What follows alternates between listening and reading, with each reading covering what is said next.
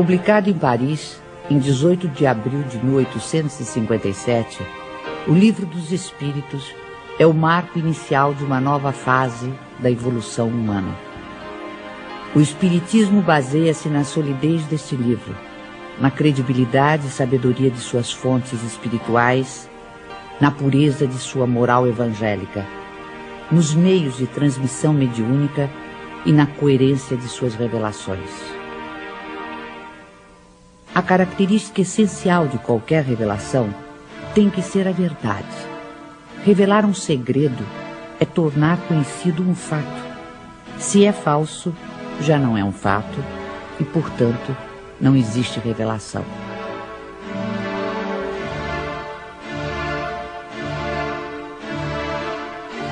Todas as ciências que nos fazem conhecer os mistérios da natureza são revelações, e pode dizer-se que há para a humanidade uma revelação incessante. A astronomia revelou o mundo dos astros, que não conhecíamos.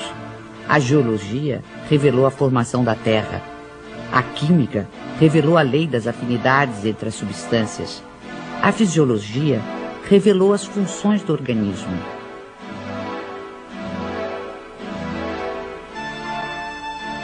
Copérnico, Newton, Galileu, Laplace e Lavoisier foram reveladores.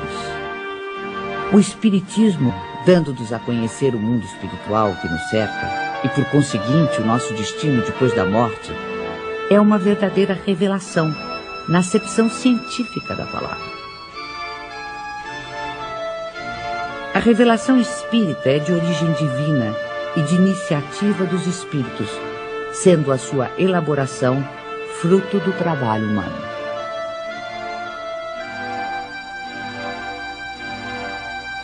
Obedecendo a uma sequência histórica, a primeira revelação divina teve sua personificação em Moisés, a segunda no Cristo.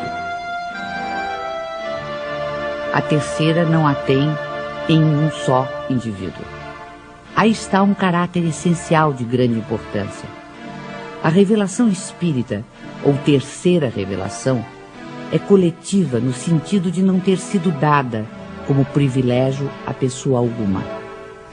Foi espalhada simultaneamente por sobre a terra a milhões de seres humanos de todas as idades e condições.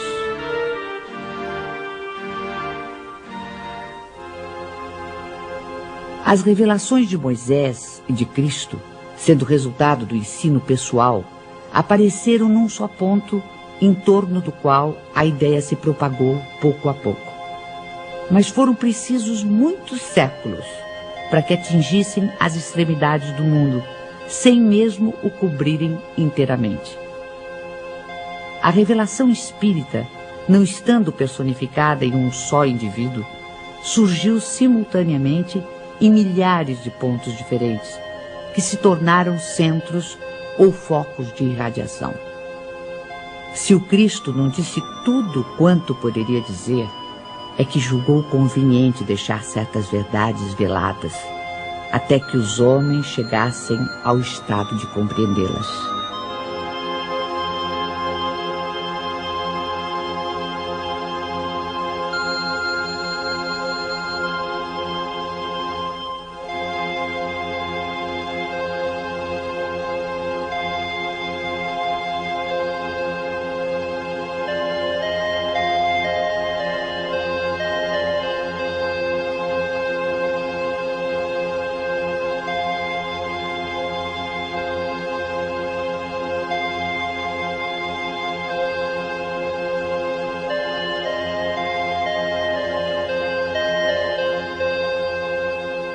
Mas quem toma a liberdade de interpretar as escrituras sagradas? Quem tem esse direito?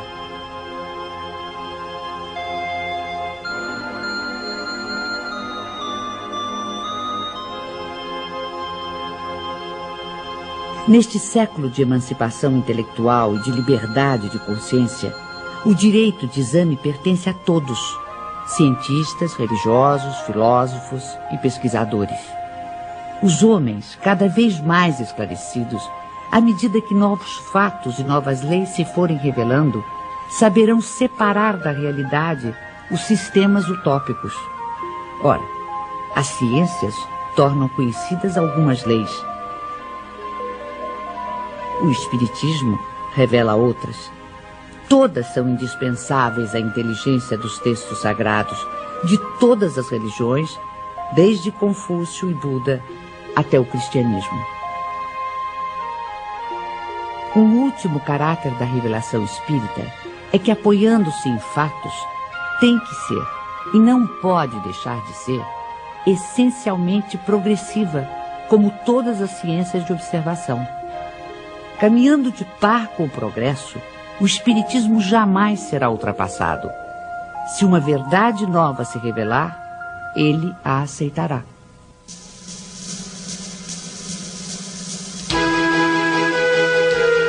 Hoje, mais de 100 anos depois da publicação de O Livro dos Espíritos, nenhum dos princípios fundamentais do Espiritismo foi abalado. Todos permanecem intactos. E isso num século em que o mundo sofreu radicais transformações em todos os campos do conhecimento.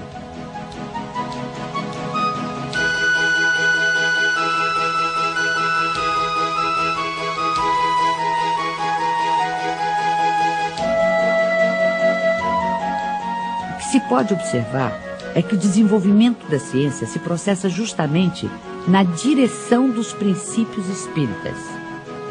O exemplo mais recente está nos jornais. Depois do átomo e de todas as suas subdivisões, os cientistas acabam de dar mais um passo no estudo do microcosmo. Agora, com o anúncio oficial da descoberta do top quark, a partícula mais fundamental da matéria. Esta conquista científica, que ajudará a entender planetas, estrelas, galáxias e a própria vida, vem confirmar ensinamentos que já nos haviam sido antecipados pelo capítulo 2º de O Livro dos Espíritos, sobre os elementos gerais do universo e as propriedades da matéria.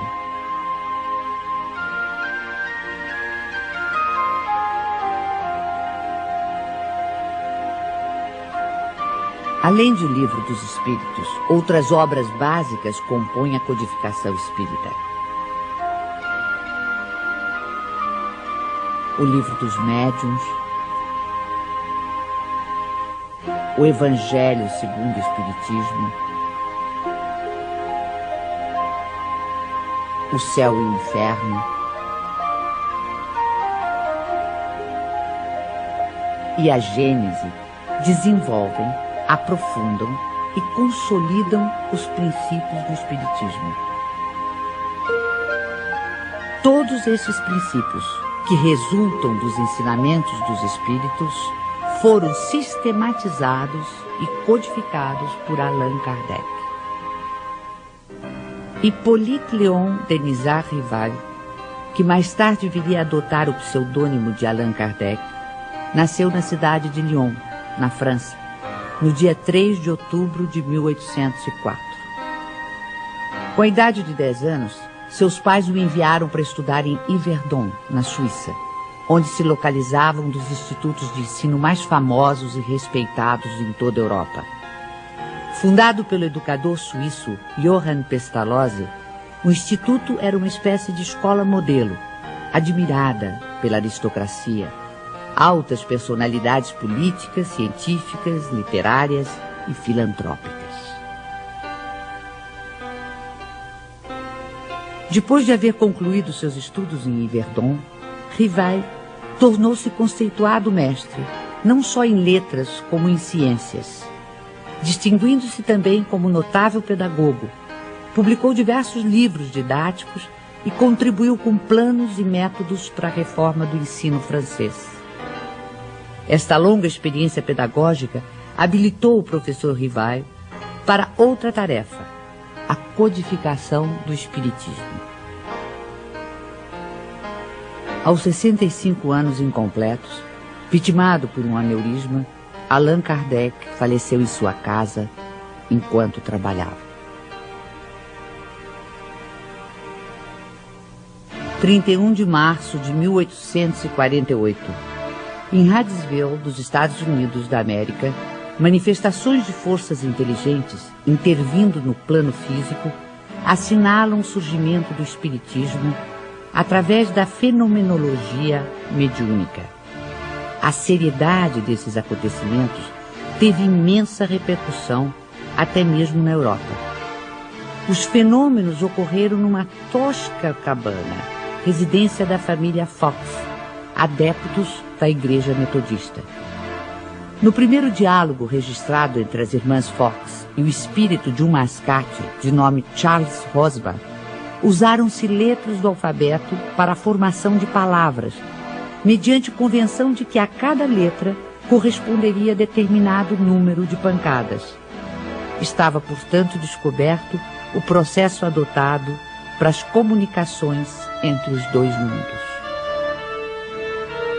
Pode-se dizer que o fenômeno das mesas girantes, que se seguiu aos acontecimentos de Hydesville, preparou o advento do espiritismo, despertando o interesse dos homens de ciência, dentre eles o professor Ribard ou Allan Kardec.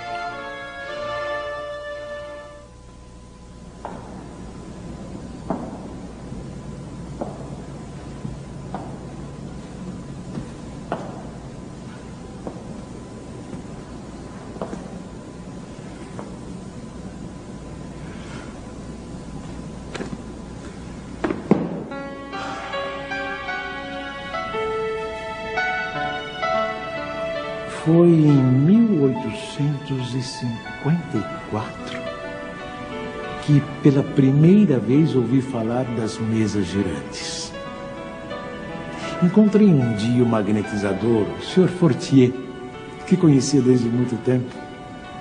Disse-me ele que já não eram somente as pessoas que podiam se magnetizar, mas também as mesas, conseguindo-se que elas caminhassem e girassem à vontade.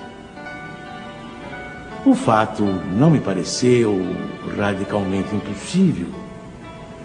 O fluido magnético, que é uma espécie de eletricidade, pode perfeitamente atuar sobre corpos inertes e fazer que eles se movam.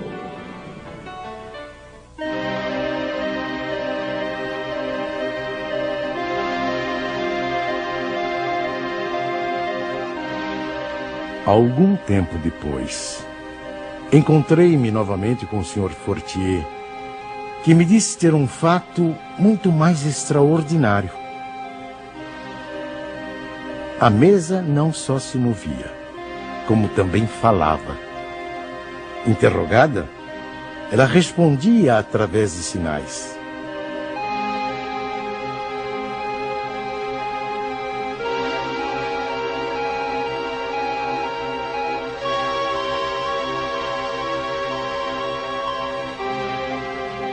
Eu estava, pois, diante de um fato inexplicado, aparentemente contrário às leis da natureza e que a minha razão repelia. Sabia apenas que as experiências eram realizadas em presença de pessoas honradas e dignas de fé. No ano seguinte, o Sr. Carlotti, amigo de 25 anos, me falou dos mesmos fenômenos com entusiasmo.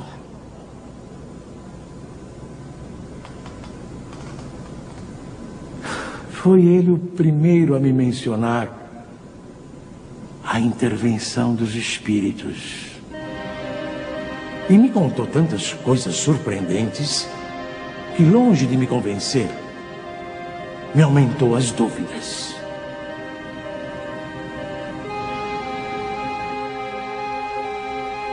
Tempos depois, fui convidado a assistir às experiências que se realizavam em casa da senhora Plane-Maison. Aceitei imediatamente.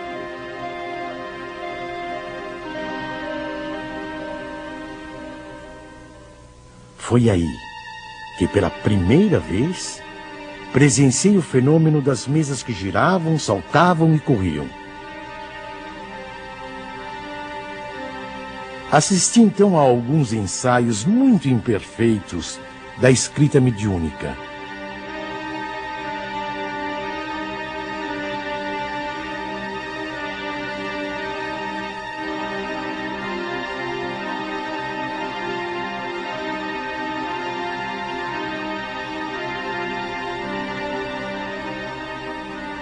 Sem dúvida, havia ali um fato que necessariamente decorria de uma causa.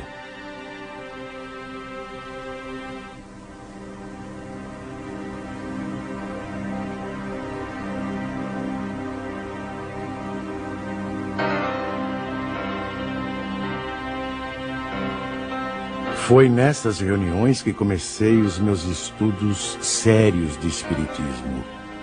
Menos ainda por meio de revelações do que de observações. Apliquei a essa nova ciência, como o fizera até então, o método experimental. Nunca elaborei teorias preconcebidas. Observava cuidadosamente, comparava, deduzia consequências. Dos efeitos, procurava remontar as causas por dedução e pelo encadeamento lógico dos fatos.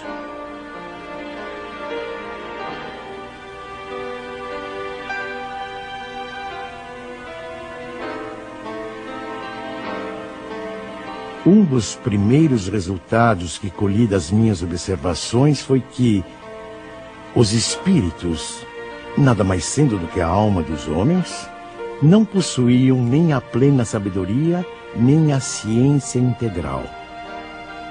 O saber de que dispunham se limitava ao grau que haviam alcançado de adiantamento.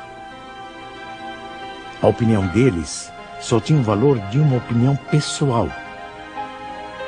Esta constatação me preservou de acreditar na infalibilidade dos espíritos e me impediu de formular teorias prematuras, tendo por base o que fora dito por alguns deles.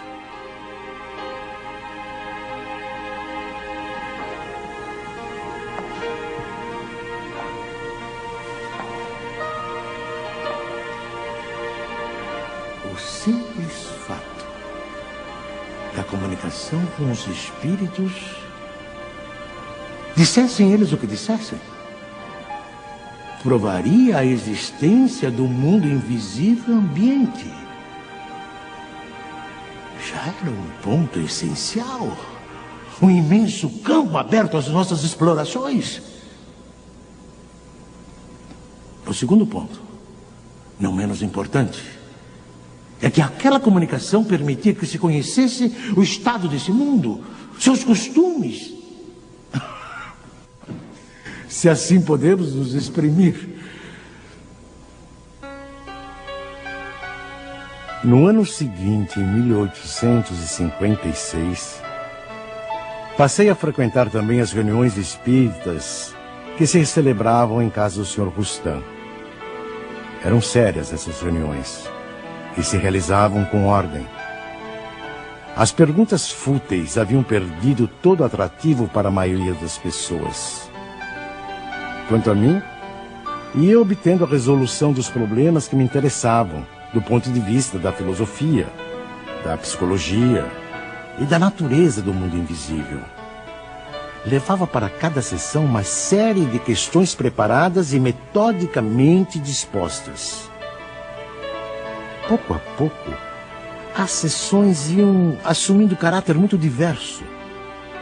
Entre os assistentes contavam-se físicos, matemáticos, estudiosos e cientistas das mais diferentes áreas do conhecimento humano. Todos formulando perguntas, aprofundando temas e questões.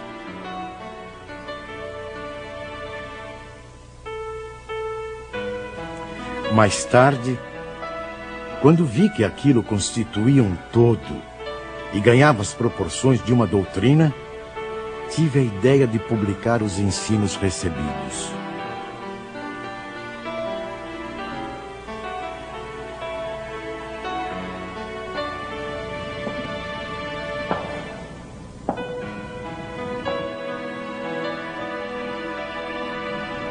O meu trabalho, em grande parte, já estava concluído e tinha as proporções de um livro.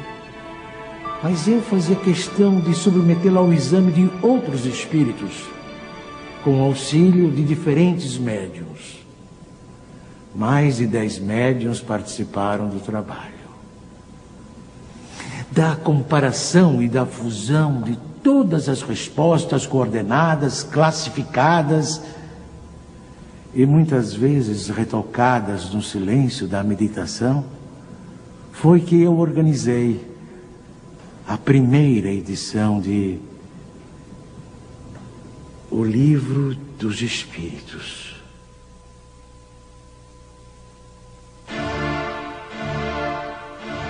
O Livro dos Espíritos foi elaborado através do diálogo, uma das formas mais livres e ricas da tradição filosófica. Hegel definiu a estrutura do diálogo em tese, antítese e síntese. Marx e Engels deram a ele um sentido materialista e revolucionário.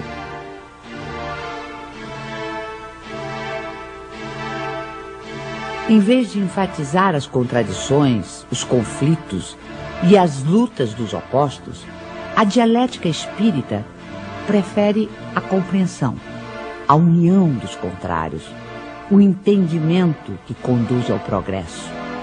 Pela primeira vez surge uma comunicação como esta. O mundo do desconhecido se vai revelando ao ser humano, que passa a poder avaliar, de modo objetivo e racional, o sentido maior de sua existência terrena, a importância do cumprimento das responsabilidades assumidas, a finalidade do aprendizado individual e coletivo para o aperfeiçoamento de todos e de cada um, sem exceção.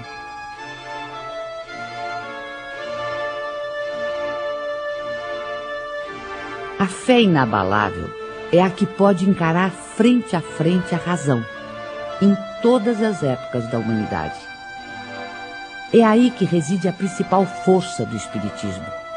Força que não fica apenas circunscrita ao plano filosófico, mas que também se estende aos planos científico e religioso.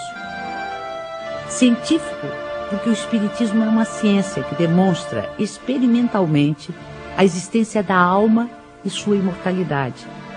O diálogo ou intercâmbio mediúnico entre o mundo espiritual e o mundo corporal vem abrir uma nova era nos estudos espirituais.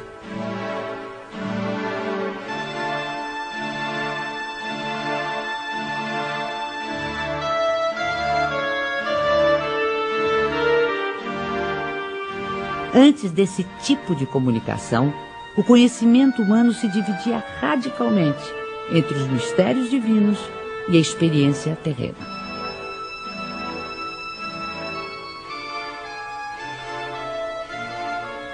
A dialética espírita modifica essa ordem de coisas, mostrando a possibilidade de tratarmos os temas espirituais através da mesma razão que aplicamos às questões materiais. Assim, o Livro dos Espíritos se apresenta como um marco definitivo. Antes dele, tínhamos o espiritualismo utópico. Com ele, e depois dele, dentro dos ensinamentos da doutrina, temos o espiritualismo científico.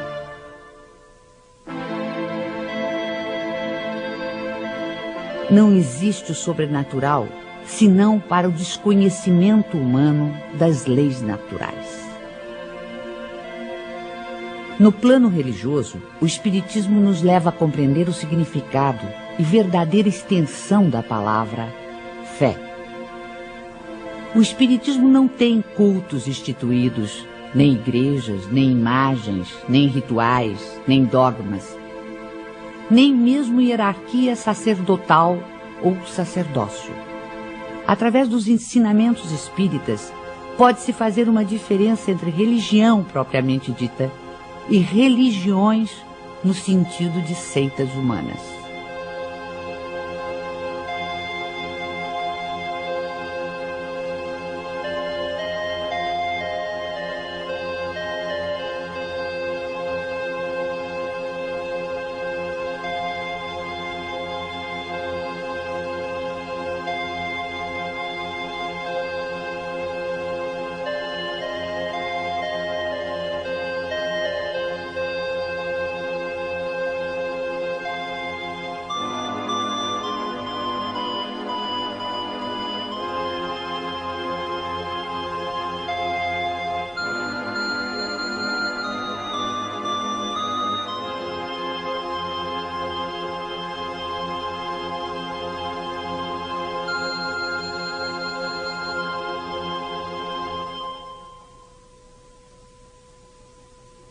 Em vez do culto, temos a prece, que é o mais belo dos diálogos, o mais íntimo, o mais simples e, ao mesmo tempo, o mais sublime.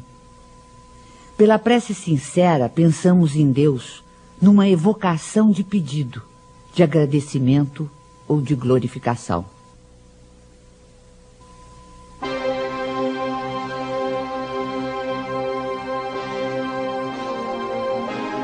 A história da ideia de Deus mostra-nos que ela sempre foi relativa ao grau de intelectualidade dos povos e de seus legisladores. Na antiguidade, Júpiter empunhava o raio, Apolo conduzia o sol, Netuno senhoreava os mares. Mas se de um lado a ignorância havia humanizado Deus, a ciência lhe confere dimensão mais inteligente e, portanto, mais próxima dos atributos da divindade.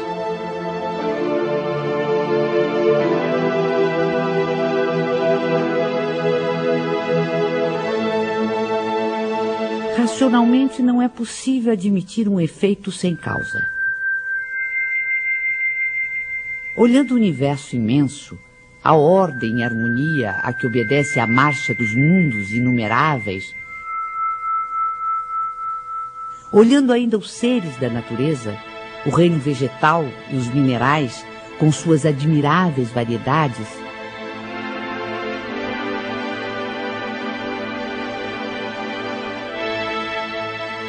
sondando também o mundo microscópico, com incontáveis formas unicelulares, toda essa imensidão, profusão e beleza nos obriga a crer em Deus como causa necessária. O feto não pode conhecer a dimensão de quem lhe dará a luz, da mesma forma que o homem é incapaz de perceber Deus em sua divina essência. Mesmo depois da morte, dispondo de faculdades perceptivas menos materiais, não pode ainda o espírito imperfeito perceber totalmente a natureza divina. Como recém-nascido, precisará crescer e evoluir para aos poucos adquirir entendimento.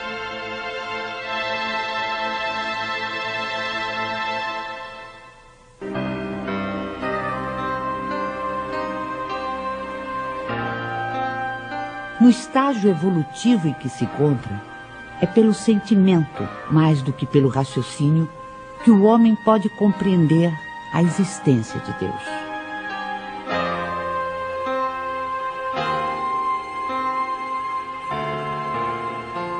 Allan Kardec colocou logo no início do Livro dos Espíritos um capítulo que trata exclusivamente de Deus. Com isso pretendeu significar que o Espiritismo tem na existência de Deus o seu princípio maior. Os seres que se manifestam designam-se a si mesmos pelo nome de espíritos e dizem, alguns pelo menos, que viveram como homens na terra.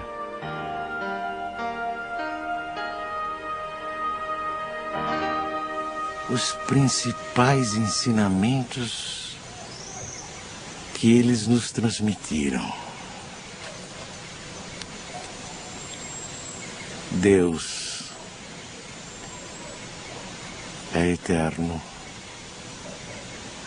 imaterial, imutável, único, todo-poderoso, soberanamente justo e bom.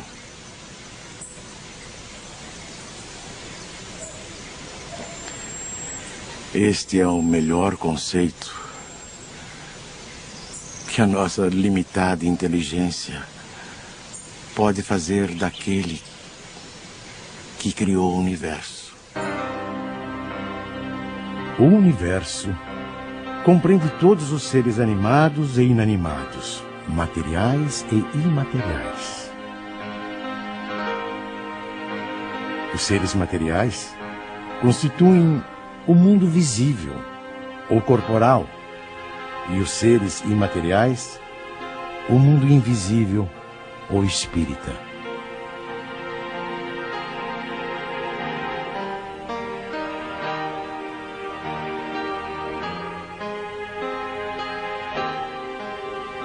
O mundo espírita é o mundo normal, primeiro, eterno.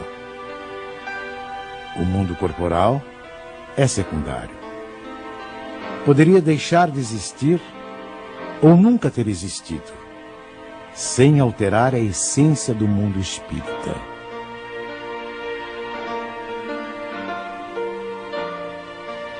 Os espíritos revestem temporariamente um invólucro material, perecível, e sua destruição pela morte os devolve à liberdade. Entre as diferentes espécies de seres corporais, Deus escolheu a espécie humana para a encarnação dos espíritos que chegaram a um certo grau de desenvolvimento.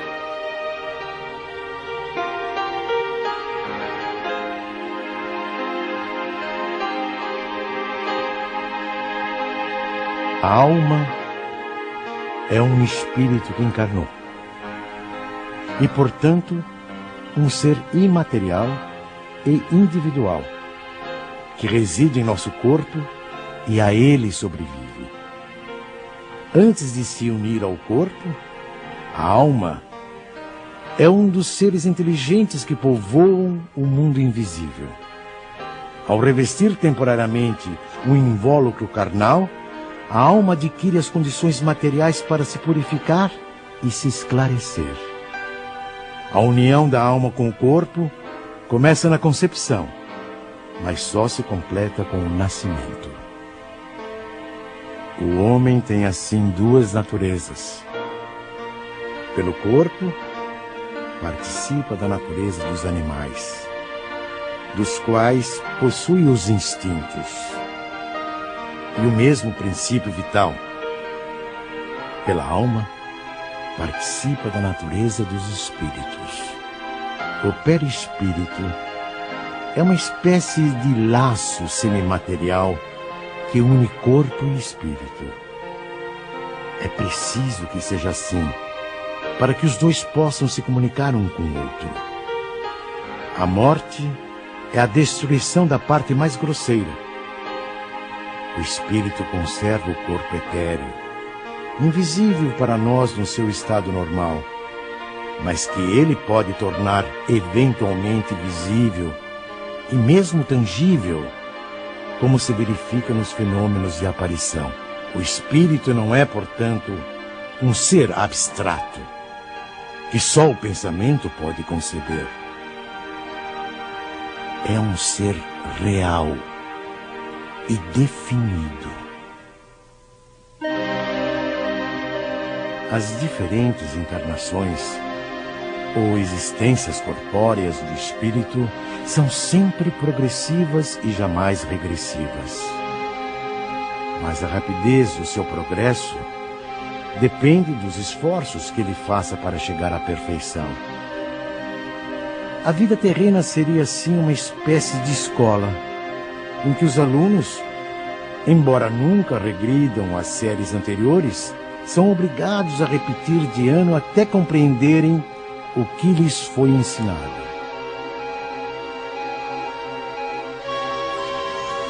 Sem as sucessivas provas das vidas corporais, não haveria justiça. Por isso, todos contamos muitas existências. O principal objetivo da reencarnação reside no melhoramento progressivo da humanidade. A influência dos espíritos sobre os nossos pensamentos e atos é indiscutível. Pensar é vibrar, é entrar em relação com o universo espiritual que nos envolve. Conforme as emissões mentais de cada ser, os espíritos poderão colaborar com ele em seus esforços de progresso ou conduzi-lo à sua ruína. Nada mais natural que se consiga harmonia e felicidade quando a emissão mental for equilibrada e positiva. ou infortúnios e aflições se o pensamento for desequilibrado e doentio. A força e o trabalho da mente estão na base de todas as transformações pessoais e coletivas da humanidade. Porque nós, indivíduos e povos, realmente evoluímos em profunda comunhão telepática com todos aqueles espíritos encarnados ou desencarnados que se afinam conosco. A sobrevivência da alma e a possibilidade dos espíritos se comunicarem está amplamente demonstrada pelos fatos espíritas, investigados com todo o rigor científico por numerosos e eminentes sábios e investigadores do século passado e deste século. A proibição mosaica de evocar os mortos já não se justifica em nossos dias. O intercâmbio espiritual ou mediúnico, praticado pelo espiritismo, se faz pelo predomínio da razão e da ciência e tem como principal finalidade a elevação espiritual e o aperfeiçoamento dos espíritos encarnados e desencarnados com base nos sentimentos de solidariedade e de fraternidade. Assim, a prática mediúnica, bem orientada, é um fator de progresso humano pelos benefícios que produz, tanto no mundo invisível quanto no mundo material. Repelir as comunicações dos espíritos é repudiar o meio mais poderoso de instruir-se pela iniciação nos conhecimentos da vida futura. Todo aquele que sente, num grau qualquer, a influência dos espíritos é, por esse fato, médium. Essa faculdade é inerente ao ser humano, não constitui, portanto, um privilégio exclusivo. Atraímos os espíritos que se afinam conosco, tanto quanto somos por eles atraídos. Quando desenvolvido, o dom mediúnico que gratuitamente recebemos de Deus deve ser utilizado gratuitamente. O médium de elevados princípios morais, que encontra na vivência evangélica a sua conduta de vida, cumpre o exercício da mediunidade com trabalho e paciência, e a ele se dedica exclusivamente por amor. Geralmente, os médiuns têm uma aptidão especial para diferentes fenômenos. Os tipos de mediunidade são tão variados quantas são as espécies de manifestações. A escrita manual é o mais simples e o mais completo meio de comunicação. É por este meio que os espíritos revelam melhor sua natureza e o grau do seu aperfeiçoamento ou de sua inferioridade. Os espíritos evoluídos nos ensinam que o ser humano que se liberta da matéria, por não priorizar as futilidades mundanas e por cultivar o amor ao próximo, aproxima-se da natureza espiritual. A moral dos espíritos superiores se resume como a do Cristo nesta máxima evangélica: fazer aos outros o que queríamos que os outros nos fizessem. Isto é, fazer o bem e não o mal. Neste princípio encontramos uma regra universal de proceder, mesmo para as nossas menores ações. Cada um de nós deve tornar-se útil, segundo as faculdades e os meios que Deus nos colocou nas mãos para nos provar. Eles nos ensinam também que não há faltas ou erros irreparáveis. O ser humano encontra o meio necessário nas diferentes existências para avançar segundo o seu desejo e os seus esforços em direção à perfeição, que é o seu objetivo final.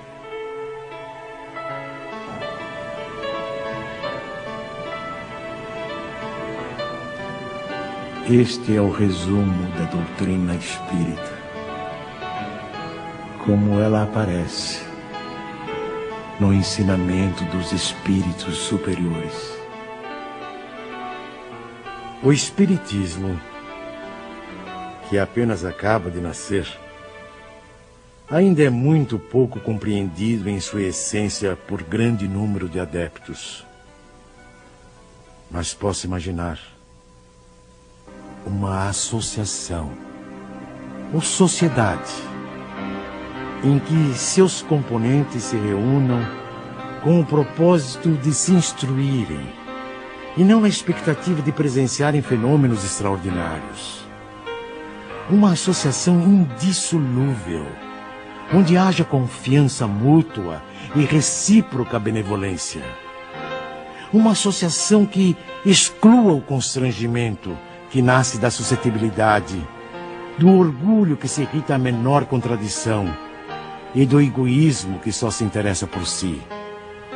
Esses grupos, correspondendo-se entre si, visitando-se, permutando observações, podem, desde já, formar o núcleo básico que um dia reunirá todas as opiniões, unindo os homens no mesmo sentimento de amor e de fraternidade cristã.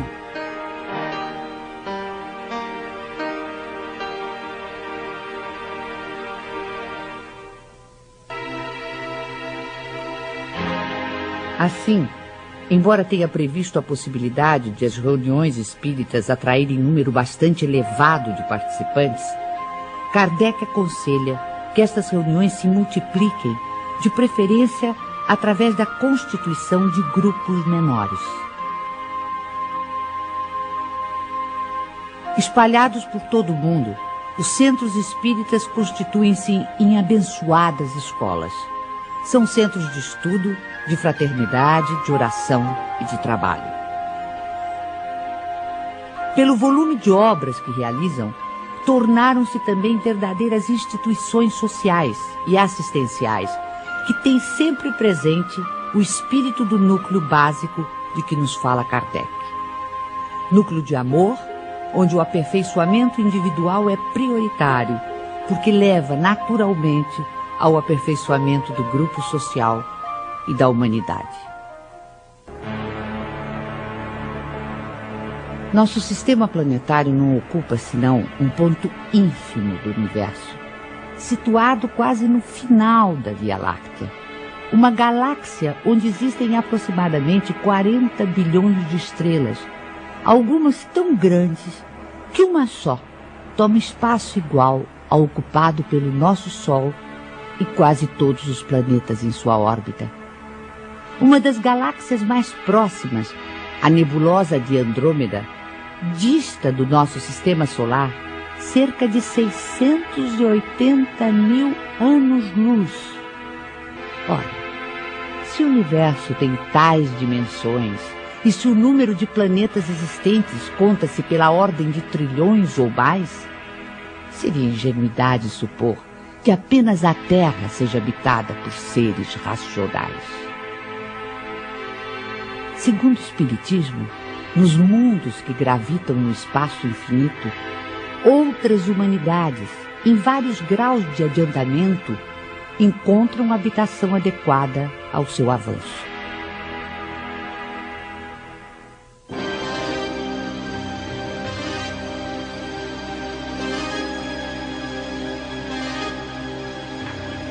Dentre os mundos inferiores, encontra-se a Terra, com suas expiações e provas, com seus extremismos políticos, intolerâncias ideológicas, fanatismos religiosos e injustiças sociais. Aqui, seus habitantes levam uma vida instável, de lutas e trabalhos penosos, com mais momentos de infelicidade do que de alegrias.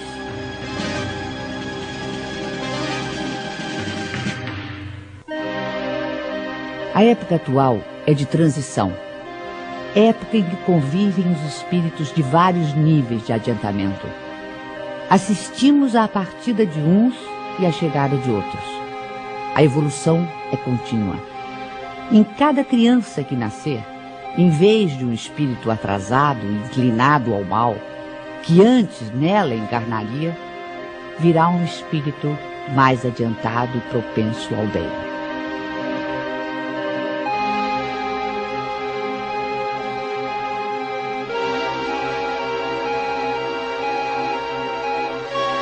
Por meio do trabalho ético e humanitário, combatemos nossos orgulhos e egoísmos.